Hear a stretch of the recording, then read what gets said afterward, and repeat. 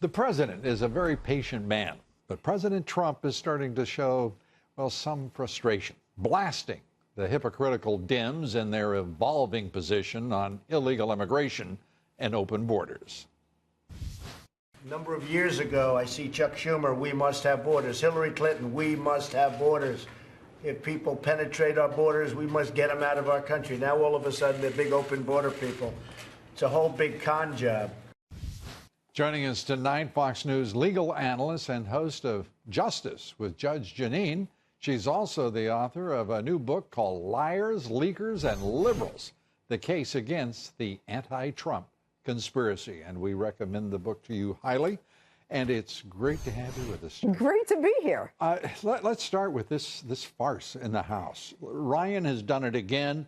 The Republican conference continues to support him. I can't even begin to make sense of that decision on the part of the conference. Well, I think a lot of people share your frustration, Lou. I mean, think about it. We've got the House, we've got the Senate, we've got the Oval. We can't do anything. And one of the things that I said on my show in one of my opens, it may have been last week, you know, all you Republicans, if you can't get the job done, get out of the way.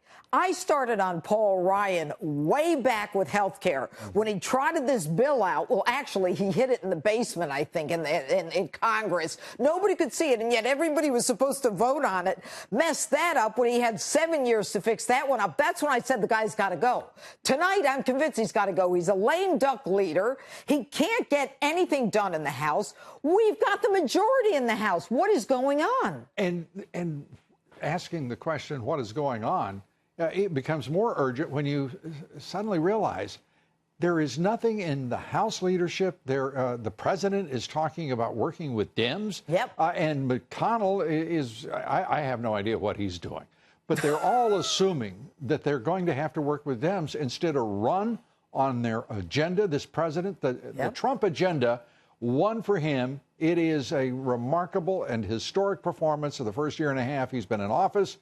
Why not run on the Trump agenda, affix themselves firmly to that agenda, and go out and kick the Dems' tails? Well, look, Lou, you are so right, because we know that the Dems are about resistance and obstruction. Right. There is nothing that you're going to get them to cross over on. Nothing. Nothing at all. So the president finally says to the Democrats, you would think, OK, I'm going to keep families together. And I know the president. And this is a guy who believes in families. He loves his kids. Sure. He believes that. So I believe in his heart this was something that he wanted to do.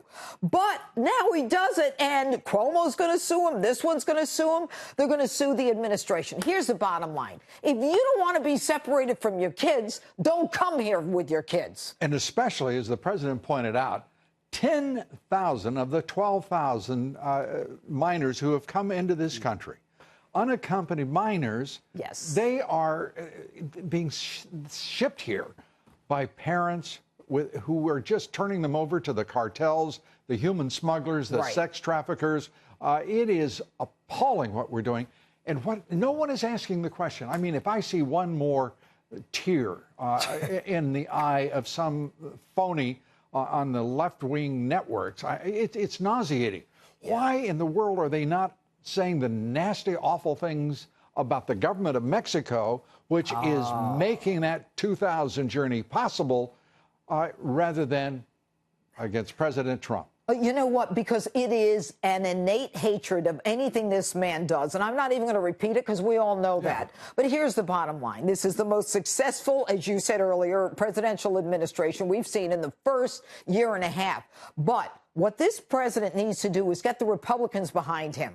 And the public loves the president. Did you see him last night in, where was it, Minnesota? Absolutely. I mean, it was crazy. The American people up, and I believe, Lou, that he's going to win the midterms. I really do. And any Republican who doesn't support him should get out of the way.